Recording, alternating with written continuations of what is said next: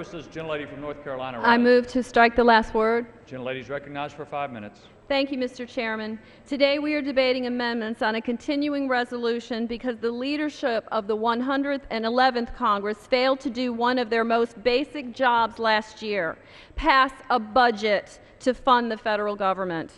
Left without a budget to work with and our financial house in shambles, it's clear that we are in a state of financial crisis.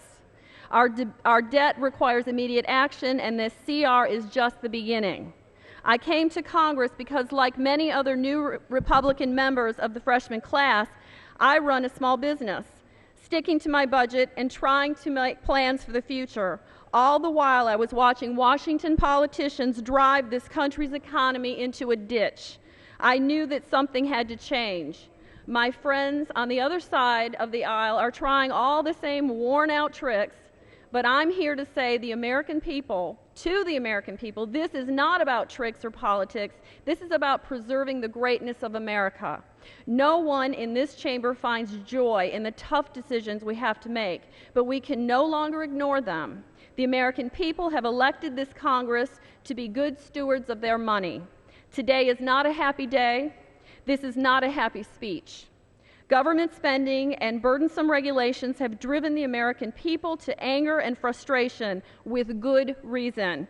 Sadly, our nation stands on the edge of bankruptcy.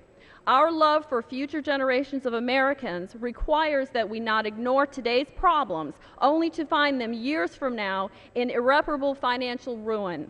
Regardless of the program, today's deficit spending is tomorrow's tax increase. In my neighborhood, there have been 3 babies born recently.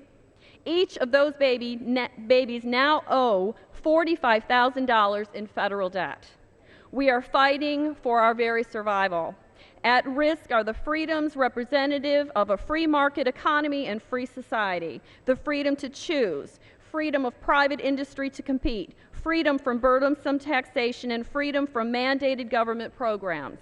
Washington today is slowly smothering the personal liberty Americans so greatly esteem. As the 112th Congress struggles to pass legislation that meets our nation's current challenges, fundamental disagreement remains. Unfortunately for the American people, the debate is being framed by my colleagues on the other side as vicious cuts, vital programs by Republicans who simply don't care. Hear me now when I say this has never been farther from the truth. Today, we come to terms with the fact that we cannot spend money on everything we want, regardless of the good intention. For years, politicians have ignored these problems. Not this Congress, not this Congresswoman. The people elected us to end the talk and take swift action, and we must.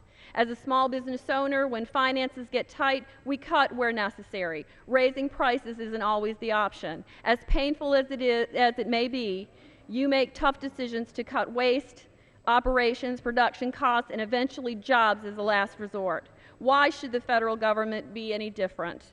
Today's debt crisis is a very real threat to our liberty. Liberty allows people to work hard and achieve what they want, be responsible for their own actions, and be free. No one shackled by debt is free.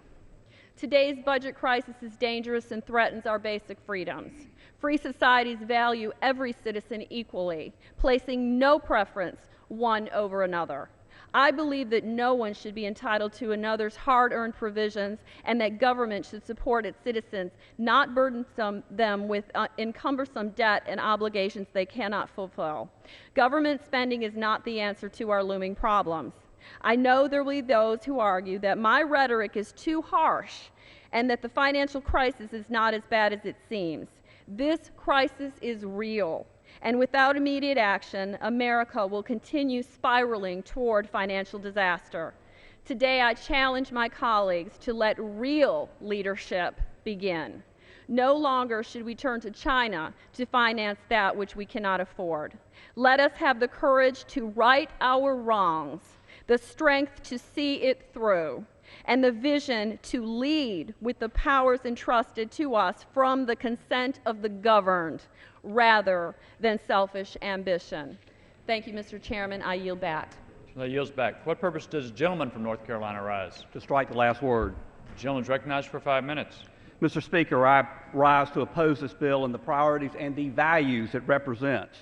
Republicans repeat like robots the same talking points we've heard again and again tonight,